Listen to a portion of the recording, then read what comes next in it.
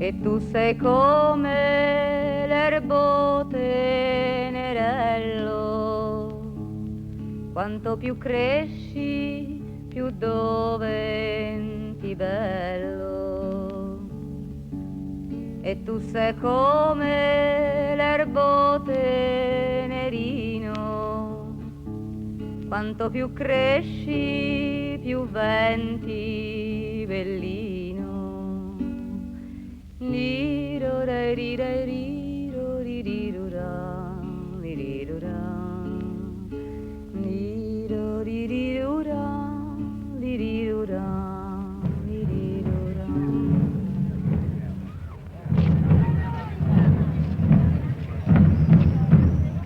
Dante, Cimabue, Giotto, Fra Angelico, Donatello, Uccello, Ghiberti, Castagno, Brunelleschi, Del Sarto, Della Robbia, Filippo Lippi, Botticelli, Leon Battista Alberti, Masaccio, Ghirlandaio, Michelangelo, Lorenzo il Magnifico, Leonardo da Vinci, Boccaccio, Cosimo de' Medici, Galileo Galilei, Benvenuto Cellini, Vasari, Machiavelli.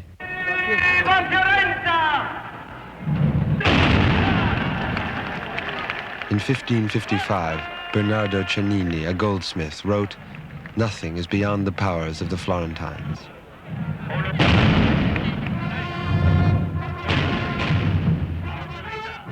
Until recently, Florence was the intellectual and artistic capital of Italy. In the last century, it was briefly the political one as well. In an Italy which was always just a loose collection of minorities, Florence and the Tuscan region stood out. It was the most European, the most civilized, and the most productive. South of Florence, Italy was deeply provincial, speaking a chaotic set of local dialects. But Italy today has begun to speak with a mass voice, which is crude and industrial. It has no place for the elite accents of the Florentines. Insofar as Florence has joined the modern Italy, it has lost the very qualities which made it valuable and unique.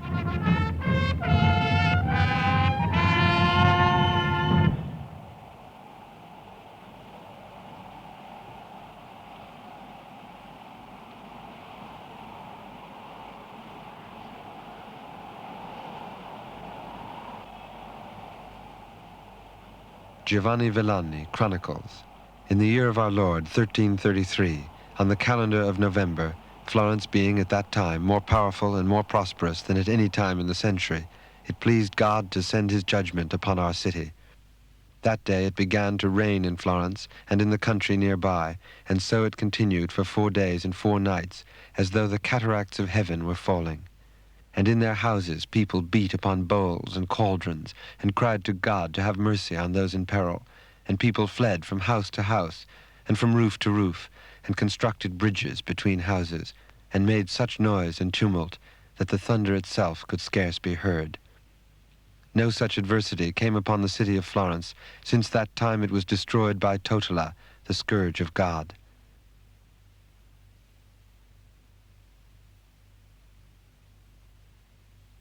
Enrico Mattei, La Nazione. On November 4th, 1966, the world came close to losing Florence. No one had sensed the danger.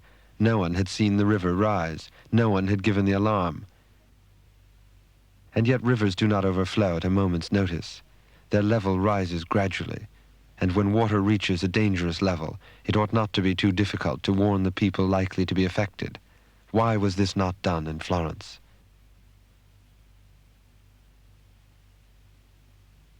The night before, 2 huge dams were opened upstream of the already swollen river, but no effort was made to prepare the city for an extra 10 million tons of water that was coming their way. The water that hit Florence was thought to be 4,500 cubic meters per second, while the people slept. In 1761, Ferdinando Morozzi, engineer and zealous citizen, compiled a table of the floods from 1177. The Arno had overflowed 54 times in 600 years, an average flood every 24 years, a major flood every 26 years, a disastrous flood every 100 years. Nothing has ever been done to prevent them. In 1952, a river control plan was given £1,000 million by the government, yet by the time of the flood, only a third of the available funds had been spent. The flood of 1966 was by far the worst in the city's history, but at first no Florentine would believe it. They thought the river would just recede, as it always has in recent times. Then they thought, it's only water. But the water brought mud, and this time the mud was laced with oil from central heating. The stench was terrifying. They were cold, without heat or light, drinking water or proper food, enduring rumors of 1,000 dead and epidemics spreading. And they waited for help from Rome. Endless pleading was met by official playing down of their need, but eventually some help came. The army brought shovels and goodwill. The bulldozers took weeks to arrive. But when the rest of the world learned the truth, it responded at once in a collective show of love. Governments sent equipment, private citizens raised millions, and students came to help, all unasked. The Florentines call it their heroic period, and well they might. For 3 months, the citizens worked day and night to reopen their shops and museums. But they realized in despair that instead of diminishing, the damage grew. They had restored the face of the city, but the foundations, with their 600-year-old drains, were undermined. The walls and statues and paintings were infected deeply by the oil. They had done all as individuals they could do. The heroic period was over. Quando nasceste voi, nacque un giardino di tutte qualità, c'erano i fiori, l'odore si sentiva di lontano e specialmente odore di gelsomino. L'amore come il rado e s'attacca amore, così così il mio cuore mi si è attaccato a te. Vieni mio bel morino, si gioca a carte, che sa da fa giochini, che so io, le picche e i fiori mettili da parte, e se ti manca un cuore ti do il mio. L'amore come il rado e s'attacca amore, così così il mio cuore mi si è attaccato a te. Se tu sapessi bene che ti voglio, faresti un focolino in mezzo al mare, faresti le girandole di foglio, l'acqua dei fiumi tu faresti fermare.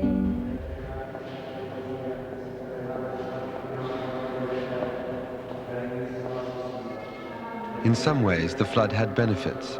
Though churches lost priceless vestments and their registers of births and deaths, many have since been returned to their original state, with centuries of later embellishments removed. The Chapel of the Artists at Santissima Annunziata is one of 80 ancient buildings and complexes in the process of being restored. In a more controversial move, the cloister of Santissima Annunziata has been stripped of the memorial plaques which were added to its walls by successive generations. In Santa Croce, where the water reached 18 feet, the cloister and Pazzi Chapel have been preserved. And in Santa Maria Maddalena de Pazzi, the first flat-arched cloister by San Gallo has been reconstructed by destroying the walls built later to hide it. The church of San Remigio is being peeled of plaster which for centuries had hidden its original Gothic interior. And in the sacristy, under a fresco, they uncovered early sketches of life in the Middle Ages.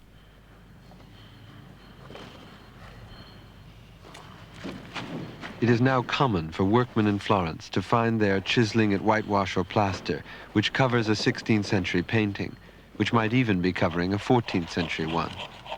And in all the records of previous floods, there is no mention of damage to art. It appears that Florentines have always treated their treasures somewhat casually. The flood of 1966 showed this habit hasn't changed.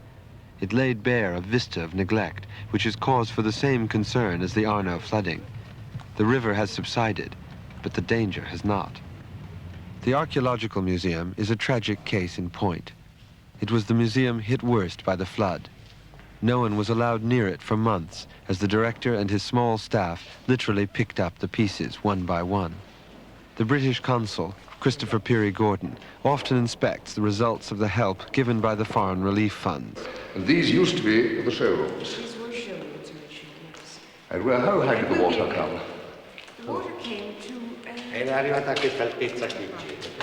Just about there.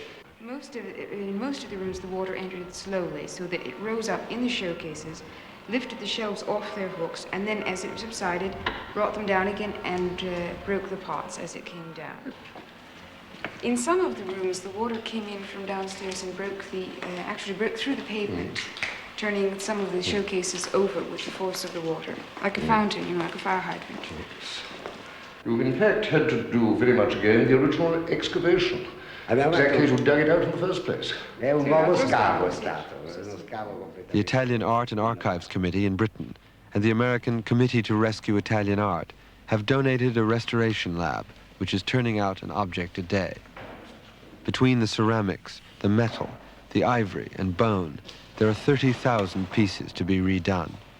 In 10 years or so, they expect to be back at square one, which leaves the rest of the museum still to be dealt with.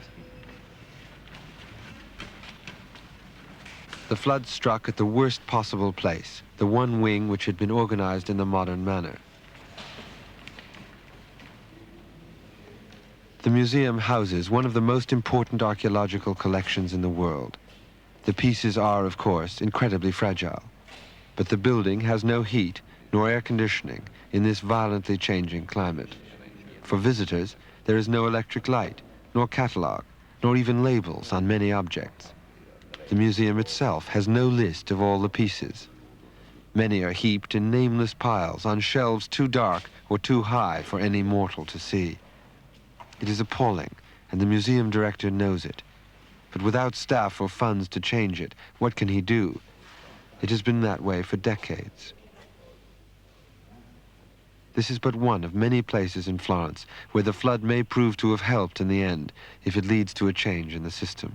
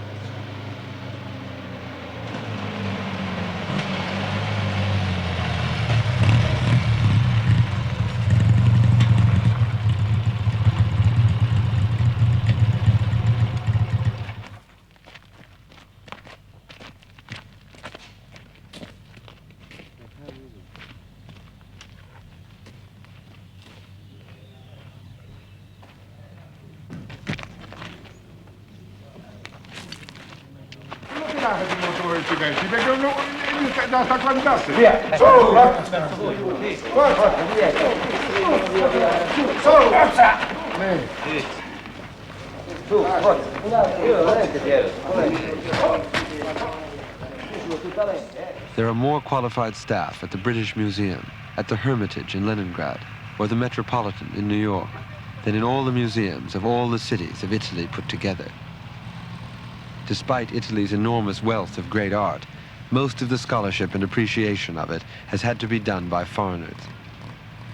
The Italians who do care have suffered under a political bureaucracy, which is an art form in itself.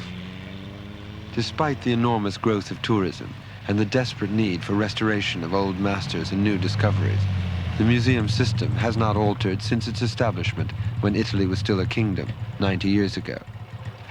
Via! Solo! Solo! Forza!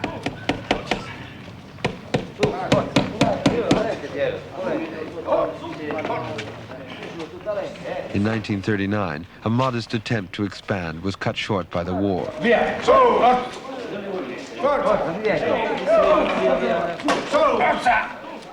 Fresh progress had just begun when the floods came. The dedicated band of restorers and scholars were set back further, but at least the world now sees what they have been trying to do and how shockingly little they had to do it with.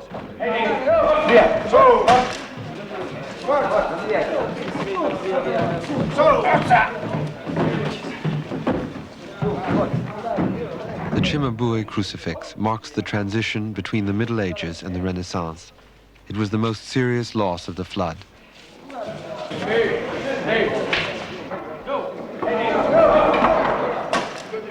The Cimabue had just been restored in the Uffizi. Had it remained there, it would not have been lost.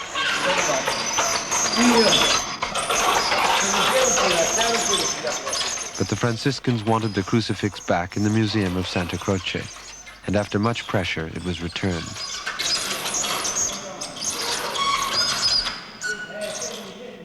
During the first hours of the flood, while the water slowly rose around it, no one took it to safety. The monks were praying for the doors to hold. By the time they tried to save it, it was too late.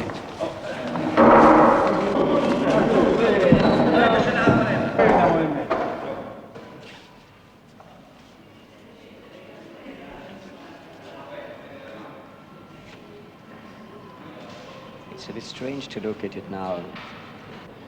Immediately after the flood, the painting was rather heavily damaged, and I don't think that there are many pieces who has been lost after that moment. No, certainly not.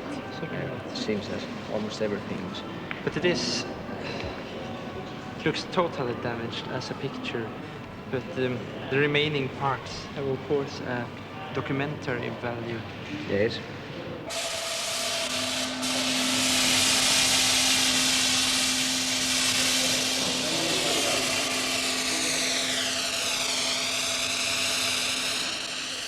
The most positive outcome of the flood has been the donation of many restoration labs that were long overdue in Florence. The one for painting in the Fortezza di Basso is so good, the Florentines fear the ministry in Rome will seize it as soon as the flood work is over. The foreign funds have ways of preventing this, but politics in the lab itself keeps progress slow. 1,000 paintings were damaged in the flood, but the system is clogged by paintings that are neither flooded or important, but were sent there by influential people. But the crucial issue is not what to restore first, it is how to restore. This is an area rich with disagreement, and on it depends how we and future generations will see the art of the past. The flood waters rose flush with the bottom level of the Giotto frescoes in this chapel, and at first it was thought that the frescoes were perfectly safe. But after a few weeks, a certain hidden damage began to reveal itself because the wall had soaked up a great deal of water by capillary action, and this water contained a great quantity of salts in solution, which now began to crystallize behind the fresco. And as the crystals formed, with each crystal, a certain particle of pigment was also pushed forward, so that a great deal of damage was feared for these frescoes. This in turn brought up the whole question of restoration ethics and restoration procedure. As you can see on this wall, a very large area of damage was done in the 18th century, and the modern restorer decided to remove all the in-painted parts, all those parts that had been painted in to continue the composition from one side to the other, in order to leave only that part which is truly by Giotto. This in turn raises the problem of how much a fresco like this can be turned into an archaeological specimen. It's true that we have only pure Giotto here, but we also have the interference of a very large shape which destroys the unity of the composition and subverts the original intentions of Giotto. Now, other restorers have thought of putting into these blank spaces where the damage occurred certain lines or forms which will give the spectator some idea of how Giotto actually intended the composition to be concluded. The flood had another surprising benefit. the discovery of the wealth of so-called minor arts like furniture, armor, and sculpture in wood, which had gone unnoticed in the shadow of the great paintings. The flood soaked the wood in oil, but through being ruined, it will be saved. There is now a restoration lab for wood in the Palazzo Davanzati. Until the flood brought them together, restorers around the world jealously kept their techniques of restoration even from each other. The new labs in Florence provided the first occasion for them to compare notes, but this has added tension to the already thorny question of restoration ethics. I think we should keep in mind all the time is that when we examine... The crucifix in question is late 15th century from the Church of Sant'Ambrogio.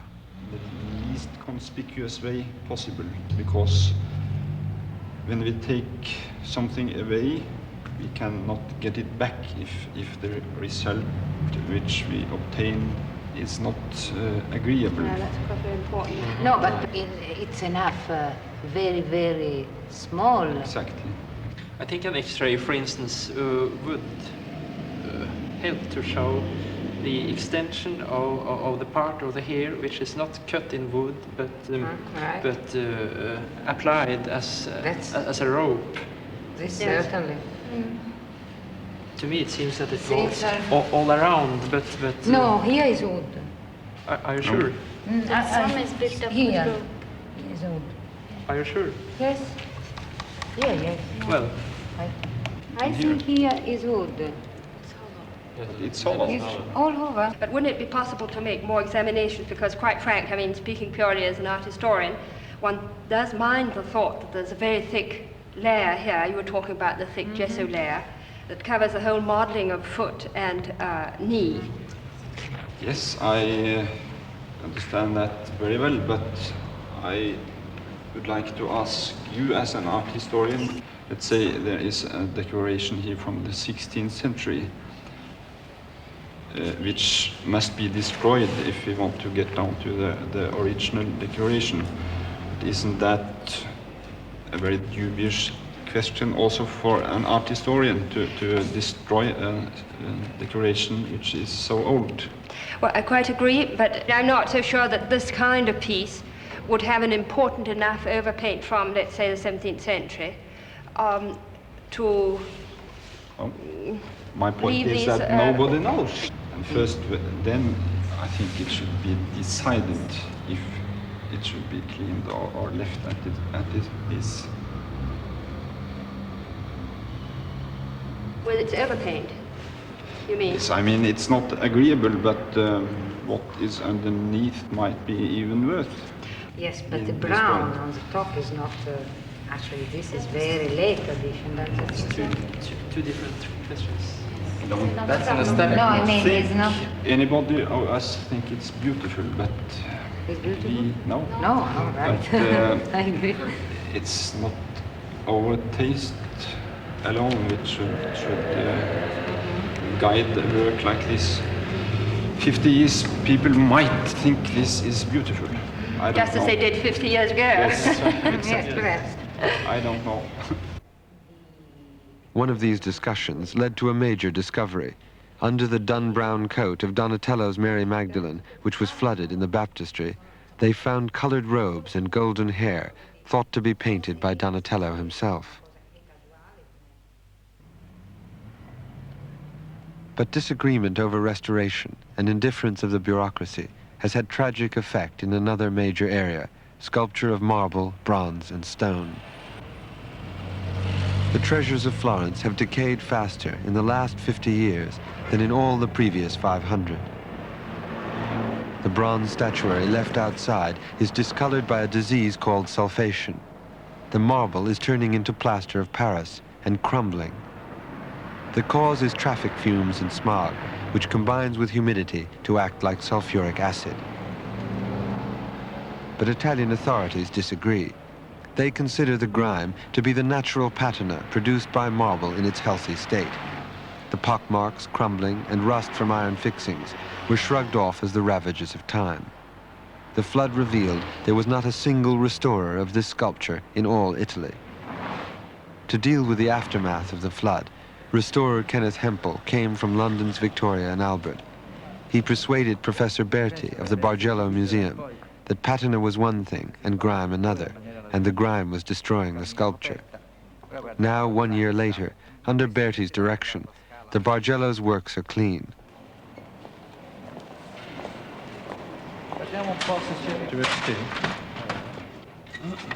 But it was hardly a simple solution of soap and water. The oil and grime went deep into the porous marble. Cleaning or waxing only the surface creates a skin which reacts differently from the interior marble when the temperature changes.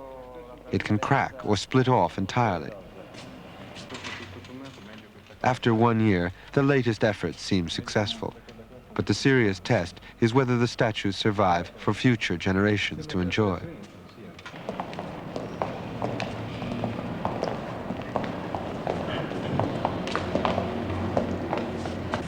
Comunque tra questa pulizia della lastra e queste cose così scure qui c'è una differenza grandissima. Soon no one will be able to enjoy the Florentine statuary still left exposed to the smog. According to Hempel, in 5 more years, much of it will be unrecognizable as works of art. Even restoration only slows down the inevitable as long as traffic is allowed unrestricted sway in the narrow streets of the old city. And the true casualty is more than the sculpture. It is the quality of life in Florence. Noise, dirt, danger to pedestrians, and damage to the old stone have turned the historical center into a nightmarish parody of old meets new.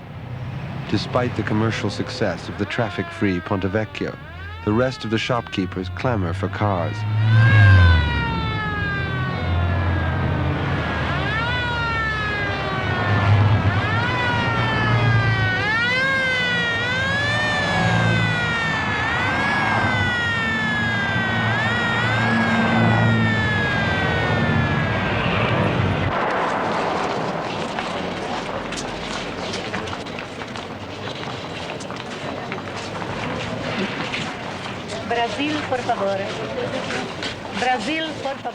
The selective tourist has given up Florence, or otherwise sticks to the little churches out of the way of the swarms of 2-day coach tours engulfing the historical center. And the loveliest day last window. You know where he died in 1321. Now, I will point you out 2 tombs, the one that can impress you. And I start with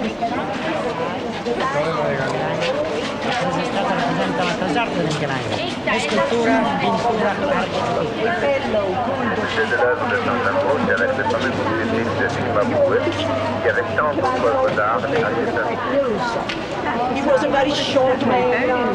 He wore a moustache and a beard. And the likeness, according to Vasari, is very faithful. Tourists are seen as a crucial source of income, but these crowds have no time to spend money or enjoy the art.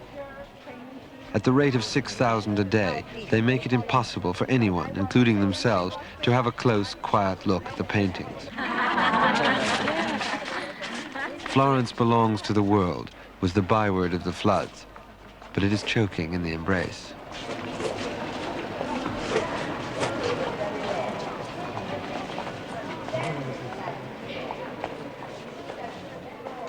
The Florence of the past, the Florence of the Grand Tour, the Florence that captured the hearts of Ruskin, the Brownings, and art historians like Burckhardt and Bernard Berenson, still persists in the hills above the city. In villas such as Berenson's own, I Tatti, now given to Harvard University, one is safe from the flood, safe from the tourists and from the traffic. One is free to consider the riches of the past and the dangers of the future. This Olympian detachment is fair enough for foreign scholars, but when shared by the city's old families, it has had a more serious impact. Their retreat into villas and palazzos has left the city to the wave of new Florentines who deserted the fields of Tuscany in the last 2 decades. As countrymen, they know the town as an old enemy, and the future of Florence is largely in their hands.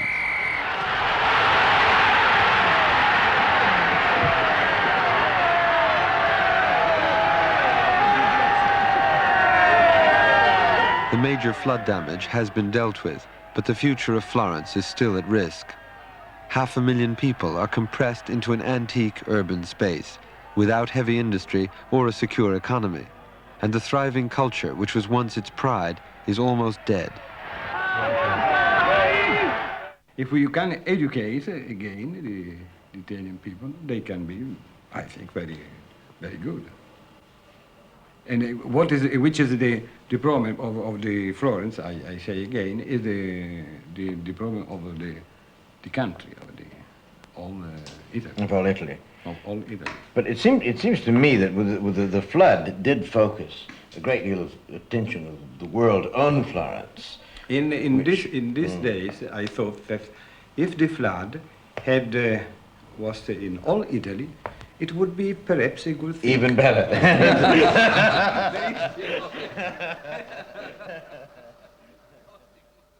The National Library under Professor Casamassima was the biggest disaster of the flood. A quarter of the library's stock went under. 1 million volumes and items were damaged, along with 8 million cards and records. To me, it's an unspeakable tragedy to have this accumulation of knowledge and culture destroyed, you know, or even damaged so quickly and so tragically, and so that anything we can do to relieve the situation, which isn't very much, I think everyone ought to do. Only the director's brilliant and personal organization of the funds, volunteers, and equipment avoided chaos and permanent ruin. The library now has the largest book restoration lab in the world, cleaning, treating, and renewing every volume page by page. It is hoped that the work will be finished within Casamassima's lifetime.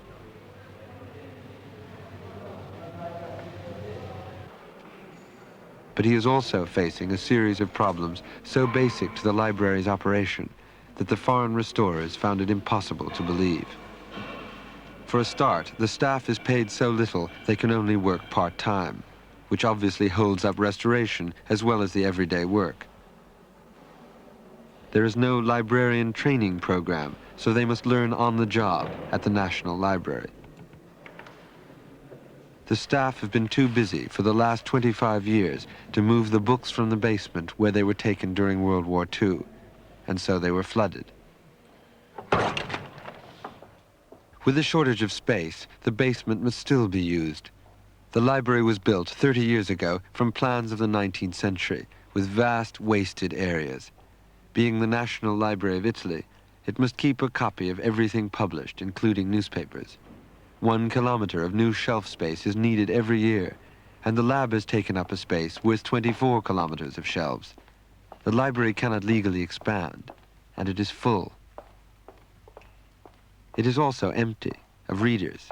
The National Library happens to be the only public library in Florence, so ordinary readers must grapple with its vast, unwieldy catalogue merely to find a novel.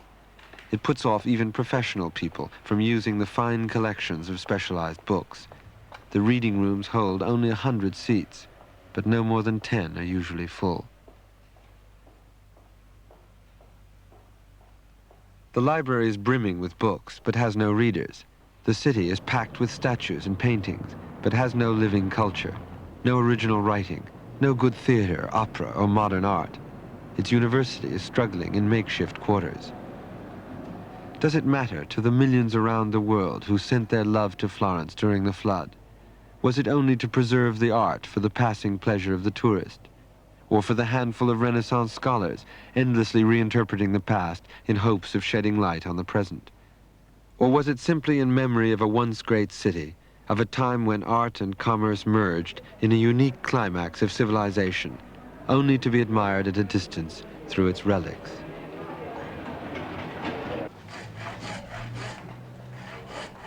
The artisans are the direct descendants of that time. The flood nearly finished them. They could ill afford to lose their tools and work, which were only partly reimbursed by the city. They are suffering from the modern divorce of culture and commerce. Oh.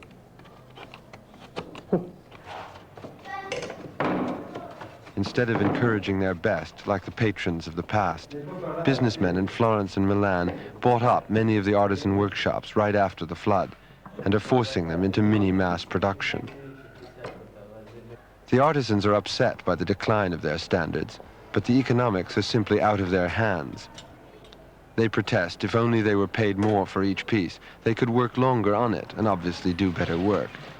but their future support depends less on them than on the businessmen who control their output.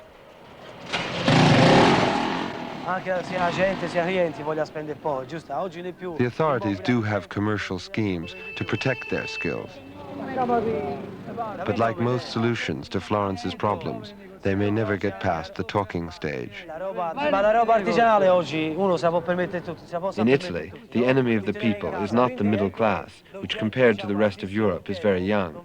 It is the vast, uncontrolled bureaucracy, the petty officials who persecute workers and leaders alike. La discussione è questa.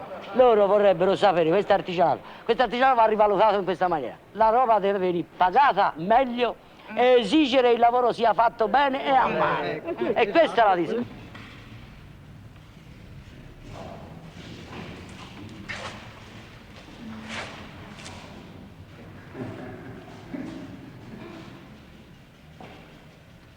The young people are fed up with the decay of the system. Last year, the art students rioted in Florence, as they did in all of Italy, in the universities and the schools of architecture, where the facts of modern life are still ignored. They are the children of the new Florence. In the flood, they passed a kind of test. They proved themselves serious by working selflessly to meet the real immediate need. Muddy angels, they were called. They are cynical and rebellious now, at least partly because their elders have failed to meet the long-term need. Monuments to this failure are springing up like weeds around the city. The random, unplanned mixture of modern buildings, sadly unrelated to the simple beauty of the Tuscan farmhouse or the ideal proportions of the Renaissance. In Florence, of all places, there has been neither creative freedom nor intelligent control. The worst 19th century renovations are revered as national monuments, while urban sprawl spreads unchecked in the industrial zones on the outskirts. In the center, new buildings such as the post office in Santa Croce are not required to have space for cars. Instead, the most beautiful piazzas in the world have been turned into parking lots.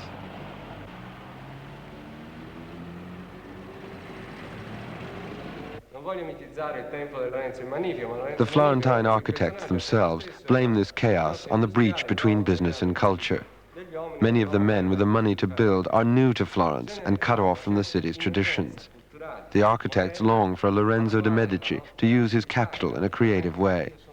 They want the chance to deal with the problems of the new Florence and to preserve the old city from decay. But of 200 architects and 700 engineers, only a handful do all the major work. By organizing a new group, some of the others hope to break this hold and the legal tangle they must work in. Like everything else in Florence, architecture is all politics.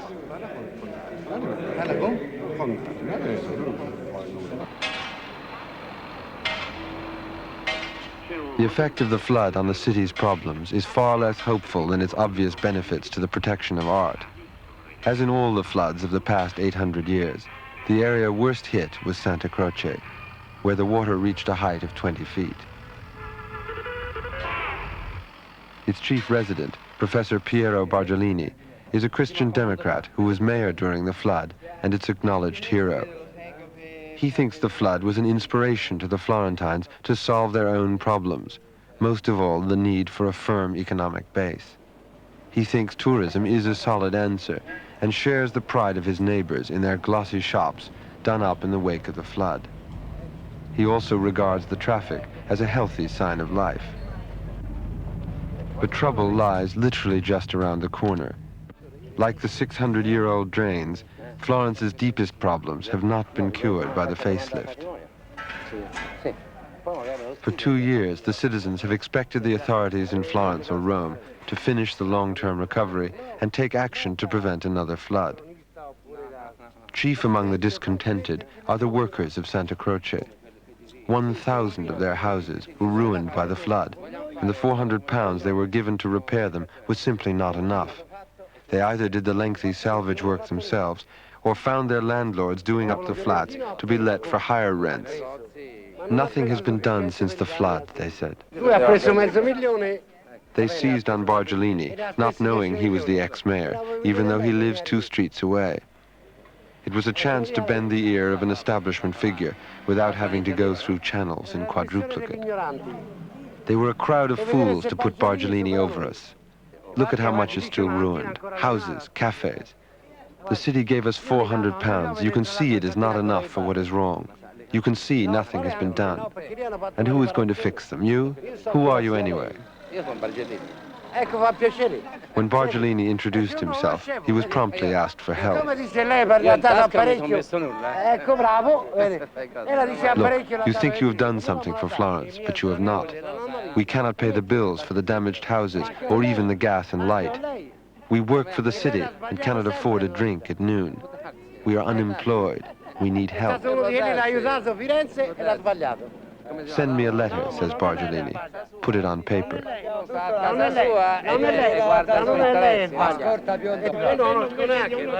You should have brought Florence back to what it once was. Your whole life has been a mistake. I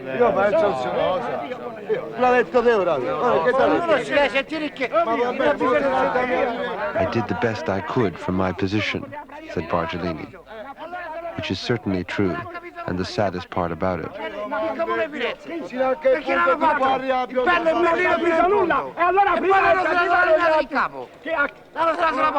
Voi, con la vostra vittoria, con la vostra resistenza, voi avete insegnato al mondo e anche a quelli che sono i nostri e i vostri avversari molte cose. In last May's national elections, the communists won 25% of the vote. In Florence, they won 40%. Nearly every second Florentine voted communist. The party has long been popular in Tuscany, both among farmers and intellectuals. Nearby Bologna has thrived under communist government. But Italian communism works within the system, offering higher pensions instead of revolution. To the left of them has sprung a new party, the PSUP, which calls for a complete change in the system and has begun to gather strength. Its candidate in Florence was the library's Casamassima. Both parties call for the support of active Florentine culture. They don't want to live in a museum for tourists. Nel contrasto anche, nel dibattito aspro che si impara e si insegna, al lavoro e alla lotta per preparare le lotte, il lavoro, le vittorie di domani.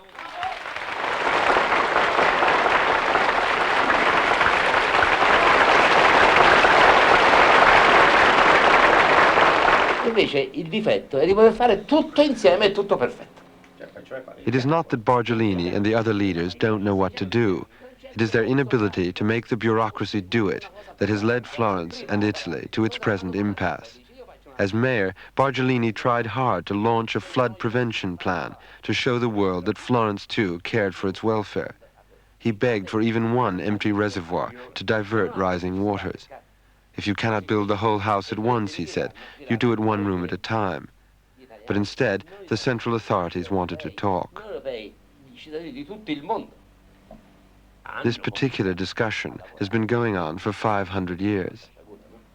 There exists a plan to prevent another flood, which is a very simple plan, which was, so to say, invented by Leonardo da Vinci himself. They are the studies of Leonardo da Vinci.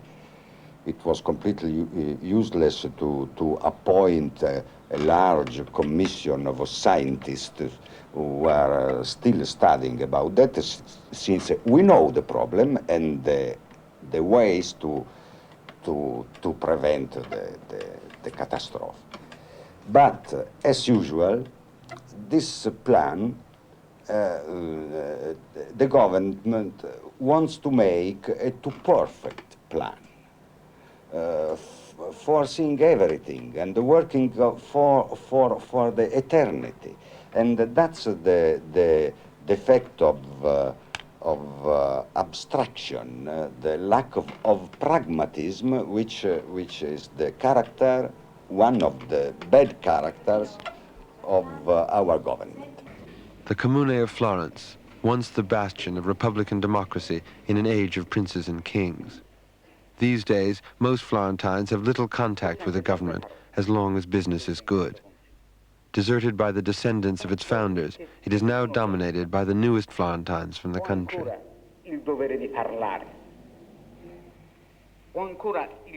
Many things could be done, even now. But I think now Florence is tired. During the flood, you could see a town fighting heroically against the catastrophe, but it lasted for 2, 3, 4 months. And now there is the feeling of uselessness of what was done. And now they are exhausted. They don't believe anything. They don't believe in the government, in the Italian society, in the solidarity of the other Italians. They don't believe anything. I fear that everything will continue on the same terms. Nothing will change. And I don't think Tuscany will find again its personality. I fear that Tuscany and Florence will lose their personality in this nation which is not a nation, a summing up of many different regions which don't form a real nation. The latest mayor, Bauzzi, is a lawyer elected by a minority coalition of socialists and Christian Democrats. He is well aware of the city's problems. He wants to unify the factory towns around Florence so that intelligent planning can be acted on. He is anxious to preserve the historical center from becoming a sideshow for tourists. And he has a plan for the complete renovation of Santa Croce. His budget was so good, it was voted for by the liberals. But because of the strength of the communists, the socialists could not accept support from the right, and so voted against their own budget, and he had to resign. By the time we finished the film, this scene of the mayor with the city's architect, Piero Micheli, had become just a walk with an ordinary citizen. Perhaps not so ordinary, for he at least is concerned. In these ways, man has contributed to the disaster, while the sins of mankind were held to be responsible for the intervention of divine judgment. And these frequent floods were certainly a presage of future and yet more serious disasters, which might come upon us, and which might finally bring sense to the Tuscan province, whose governors are devoid of intelligence and whose citizens lack authority, not only in Florence. Bernardo Segni, 1547. Cade l'uliva e non cade la foglia, le tue bellezze non cadono mai. Sei come il mare che cresce a onde,